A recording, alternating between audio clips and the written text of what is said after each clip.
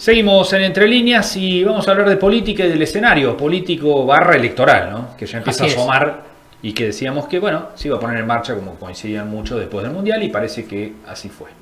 Un momento de mucha presencia y de mucha centralidad del presidente de la Nación, Sí, que ha tenido unos discursos y unas expresiones que bueno, han generado controversia. Por un lado, expresiones muy descalificadoras hacia algunos periodistas, ¿no? sí, Que son, un poco más de lo habitual. claro, son impropias de no solo cualquier presidente, cualquier persona tratar a alguien así. Pero además es un presidente que está militando su propio gobierno e incluso negando cualquier dato que pueda reflejar un mal momento de la economía, principalmente nacional, ¿no? Para el presidente, la economía vuela, el poder adquisitivo mejora, los salarios están bien y una frase que la verdad que yo no sé cómo tomarla, la que dijo el presidente de que eh, no es verdad que la gente no llegue a fin de mes porque nadie puede estar 10 días sin comer. Claro. De una literalidad el presidente de la nación o es cínico o tiene una percepción muy distorsionada de la realidad y una capacidad muy reducida de entender la realidad Sí, que vive la gente, y ¿no? lejos de admitir, ¿no? Cualquier tipo de Claro. crítica, cuando escucha alguna crítica, bueno, reacciona de esta manera. Sí, No pero además, admite, que no hay claro, lugar para cuando escribir. uno dice que la gente no llega a fin de mes, no es que la gente pase 10 días sin comer. No, claro, O cuando quedó alguien en la calle, no es que vive en la calle, así es. ¿no? Sí, No vive, no es tan literal. claro, no vive en la calle o no vive en la vereda, sino que, bueno, se quedó sin trabajo. No tiene mucho sentido la metáfora del presidente, o al menos no lo expresa. ¿Eso tiene algún costo político? No lo sé. Lo que sí hace que no contribuye a generar desde la política un mejor clima, ¿no? Así es. De lo que Bueno, se está viviendo. de esto hablamos con Claudio Marangoni, Gustavo Marangoni, analista político, con respecto a esta situación del presidente. Y hay una referencia de Gustavo, que ahora lo vamos a escuchar, interesante, que el gobierno tiene también bandas políticas, no solamente para el dólar, ¿no? Así es. Y que al parecer está en la banda inferior en cuanto a aceptación y acompañamiento de la gente. Ujú. Pero que es difícil que rompa esa banda inferior, Bien. según su percepción. Bueno, vamos a escucharlo, a Gustavo Escuchamos un poco. Marangoni. Bueno, ¿cómo estás viendo el momento político del gobierno, ¿no? Que tiene por un lado el desafío de remontar desde la política, parece, lo que la economía no le da.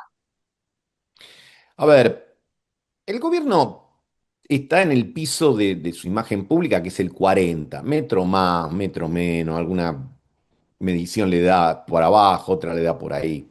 Lo que digo es que de ahí no cae.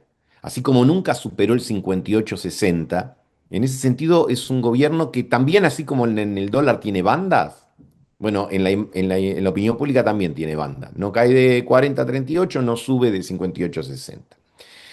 La economía le da las buenas noticias que el gobierno busca, porque el presidente y el ministro de Economía se cansan de repetir que el tema es bajar la inflación a como dé lugar, mantener el dólar lo más quieto posible y generar lo que ellos dicen son las inversiones a partir del sistema de RIGI en los ámbitos más competitivos de la economía.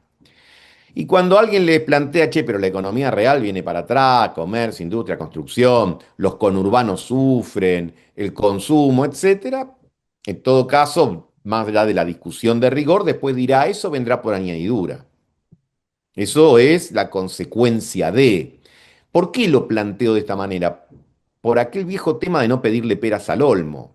Porque decir, no, el gobierno lo que tendría que hacer es darle estímulo a la construcción, hacer que los ingresos suban por arriba de la inflación, privilegiar la obra pública. Y voy a decir, bueno, pedís el otro gobierno. Este no va para ese lado, no quiere ir para ese lado, ya está más que claro que dónde pone la ficha, lo cual tampoco quiere decir que no establezca determinados márgenes de negociación. Esta semana va a sesionar la Cámara de Diputados y ver el temario de la Cámara de Diputados es muy instructivo. Está bien, los dos primeros proyectos son Carta Orgánica del Banco Central y Inocencia Fiscal 2. Pero después hay una serie de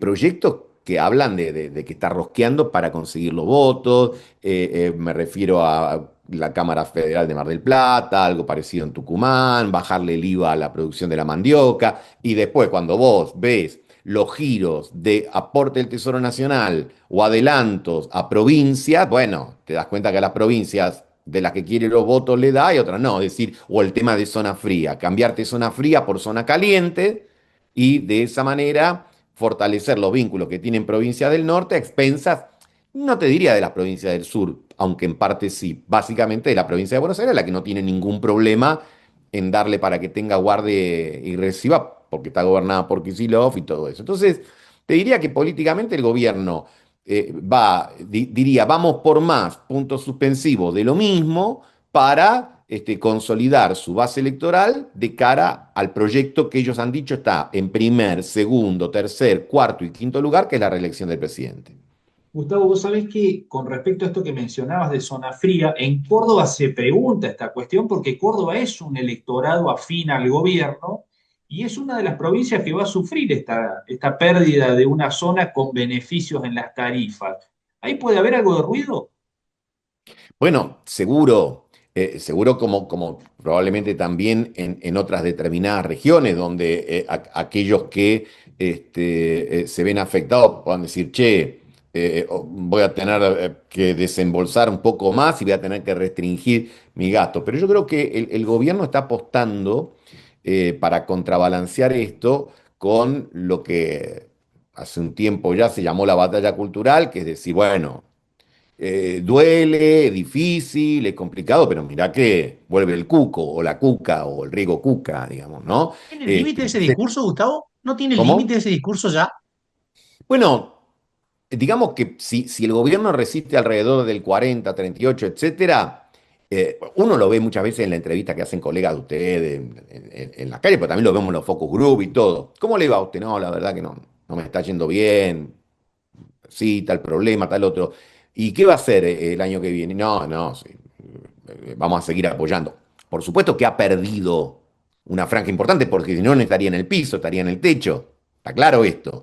Pero creo que apela a que hay un 35%. Yo creo que el gobierno está apostando, obviamente, a ganar todo en la primera vuelta. Por eso también la próxima rueda de negociaciones con los que están negociando esta semana es para suprimir la PASO, en la idea de que eso le va a facilitar la posibilidad de ganar en primera vuelta. Creo que está apostando a decir, si nosotros logramos 40 puntos y una oposición dividida en problemas, etcétera, nos llega a los 30, bueno, se acabó lo que se daba y tenemos 4 años más. Por supuesto que el papel resiste todo, la realidad hay que ver, porque hay un porcentaje que nunca va a acompañar este proyecto, aunque baje la inflación a cero, aunque el riego país esté en -10, no lo va a apoyar. Pero sin embargo, la gran pregunta es si esos que no apoyan van a encontrar una sola boca de expendio para manifestar su disconformidad. Y eso hoy luce difícil, no porque el peronismo no se pueda reunificar, sino a partir de la figura de quien se reunifique. Y por algo, a lo que yo particularmente creo que se lo toma livianamente, que es la corrida que puede tener el peronismo por izquierda. Que uno dice, la izquierda cuando sacó 3, 4 puntos, siempre. Bueno, pero ahora hay muchos estudios de opinión que le están dando más. Sí, 10, ¿no? Bueno, ¿viste? Entonces yo ¿De miraría dónde ahí, saca porque esos está todo, 7 no, se va a adicionales? unir el peronismo. ¿De dónde salen esos 7 adicionales? Es el problema. Bueno, a ver, libertario no creo.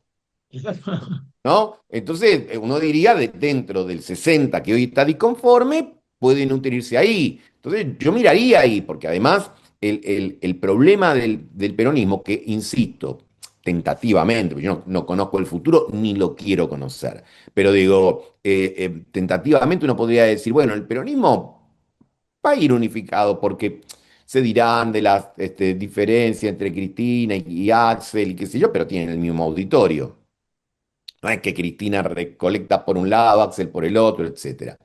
Las alternativas del peronismo más moderado, etcétera, bueno, qué sé yo, ya han demostrado que si fuesen por afuera hasta serían funcional al proyecto del gobierno, digamos, y si van por adentro, bueno, quieren ser realmente opositoras, este, eh, también se van a ver en ese dilema de decir cómo hace el peronismo para ir teniendo algún tipo de corrección al centro sin perder por izquierda.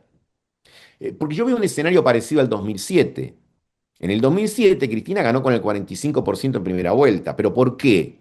Bueno, porque estaban todo lo demás, que era no cristinista, no kirchnerista, etcétera, el 55%, estaba dividido. Entonces el segundo sacó 22, 23, estoy citando de memoria, el tercero sacó 17, el cuarto sacó, y listo, desfilás. Y yo creo que al gobierno les encantan las oposiciones, y utilizo el plural, porque a todos los gobiernos les gustan las oposiciones. En medio de la Guerra Fría, una vez le preguntaron a Margaret Thatcher qué opinaba de Alemania y dijo, a mí me gusta tanto Alemania que quiero que haya dos, ¿no?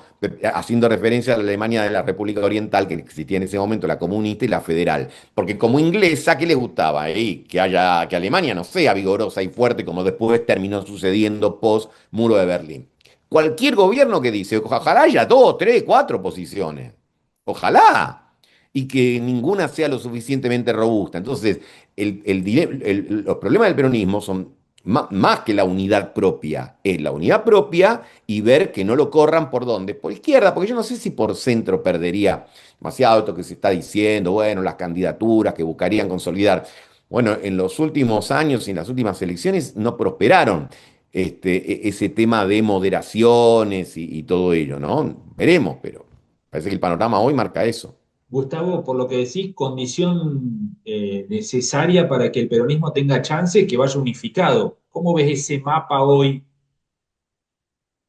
Mirá, me parece que no tiene mucha alternativa, por lo menos el peronismo, el panperonismo kirchnerista, etcétera. Y, bueno, si se divide, pues sí, sería realmente hacerle el favor enorme al gobierno al que quiere oponerse. Porque, simplificando, yo te diría que en la Argentina vos siempre, de los que van a votar, que no al pie cada vez son menos, pero de los que van a votar, el 80% ya sabe en líneas generales cómo va a votar, no a quién, cómo. Hay un 40% que no te votaría el peronismo, aunque la fórmula del peronismo sea la Virgen María y José de San Martín. Y hay otro 40% que no te votaría la fórmula del no peronismo, el antiperonismo, la derecha, como quieras llamarlo, si lo mismo, si fuese Belgrano y bueno, qué sé yo. No votaría. ¿Por qué? Porque ya sabe, no quiere. Entonces vos decís, ¿y cuál es la ventaja que tiene el gobierno? Que tiene candidato, que tiene una jefatura. Yo creo que ahí los amagues del PRO, los radicales, ciertos aliados de amenazar con jugar, son paritarias, pero saben que ahí hay una candidatura. El otro 40% no la tiene todavía. Tiene tiempo. Y yo creo que es posible, pero el tema es ver quién es esa persona y si eventualmente, vuelvo al punto anterior, puede evitar que haya pollitos en fuga. ¿Y por dónde pueden ir los pollitos en fuga? Yo no sé si hace a moderación. ¿Por qué? Creo que porque justamente el territorio está planteado como River Boca. Esto te gusta, no te gusta, estás a favor, estás en contra. Bueno, de lo que están en contra, ¿cuán en contra estás? ¿Moderado, razonablemente en contra o muy, muy en contra? Porque creo que el tema de la izquierda que hay que ver es por cuestiones, por varias cuestiones. En primer lugar, porque si hay es decir, necesitaríamos 20 programas, pero si el gobierno ha instalado, y se ha instalado hace mucho tiempo, en Argentina y en el mundo, que hay comunistas, socialistas, zurdos, etcétera, que quieren socializar los medios de producción, etcétera, y vos decís, che, ¿será así? Bueno, hay otros que levantan esa bandera y dicen, sí, somos nosotros. Y realmente estamos en contra de todo esto, etcétera. Y si además esas personas que a lo mejor históricamente no tuvieron buenos candidatos presidenciales, ahora tienen la oportunidad de tener una candidatura, como según marcan algunos estudios, la de Breckman, que puede ser más marketinera, te dice, bueno, tenemos el discurso absolutamente en el antípoda del oficialismo. Nosotros decimos que ellos son, no sé, la derecha, los fachos, la ultraderecha, los xenófobos, esto y el otro, y se retroalimentan, y ahí el peronismo queda en una situación de mirar para cada lado y decir, ¿dónde está el punto exacto en el que me tengo que ubicar? En el de la crítica hacia esto, con algún mantenimiento de puntos esenciales, o en el rechazo puro y duro. Entonces, me da la impresión que el estrés más grande lo va a tener el peronismo por ese lado, más que por el lado de una propuesta centrista, porque lo que el gobierno hace todo el tiempo, y creo que va a seguir haciendo, es estresar al electorado. Las últimas apariciones del presidente, tan polémicas, van en ese sentido, Gustavo, en el que parece acelerar, ser todavía más agresivo, dividir más las aguas. Sí, sí, absolutamente. Porque el negocio es, con nosotros en nuestra contra, es una alternativa binaria. Binaria en el sentido del apoyo, para decir, mira, ¿a quién creo que va destinado, como va destinado todo discurso un año antes de una elección? A fidelizar lo propio. Lo propio no es solamente el núcleo duro, es aquel que a lo mejor dice, "Uy, está bien, es por acá, pero, viste, a mí, qué sé yo, este estilo a lo mejor no me gusta, me gustaría que hable mejor, que no sea tan agresivo". El tipo lo que le está diciendo es, "Sí, está bien, pero mirá que del otro lado están, como dice él, los orcos. Del otro lado es, ¿viste? El infierno, los que quieren destrozar la Argentina, etcétera, etcétera". Entonces, ¿qué está? A lo duro ya lo tiene adentro, a los otros los quiere convertir justamente esa dureza para decirle, no dudes. Vuelvo al tema, no está hablando a todos. Uno en una campaña electoral no le habla a toda la Argentina, a todo el electorado. Sí, hay algunos que saben que no te van a votar nunca. Vos le hablás a los que estás convencido de que te van a votar para mantener siempre viva la llama y a aquellos que están dudando, pero el gobierno creo que tiene una estrategia que no es, bueno, a los que están dudando me voy a flexibilizar un poquito para que vean que no soy tan duro. No, los quiere endurecer.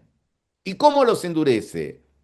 Miren que el pasado, es decir, yo creo que el gobierno sabe que va a una elección de dos miedos. El miedo al pasado y el miedo al futuro. El gobierno que va a decir, guarda, perdemos nosotros, vuelve el pasado. ¿Y qué va a decir la oposición, el peronismo y los otros? Che, guarda, guarda con el futuro si gana este tipo, porque va a ser más de lo mismo, menos ingreso, menos inversión y todo lo que ya sabemos, bla, bla, bla. Entonces, toda elección se estructura a partir, digamos, de una cruz. Amor, odio, miedo y esperanza. Pero yo creo que el miedo siempre, a lo mejor es como poco simpático decir esto, pero en la Argentina en las elecciones prevalece más el miedo.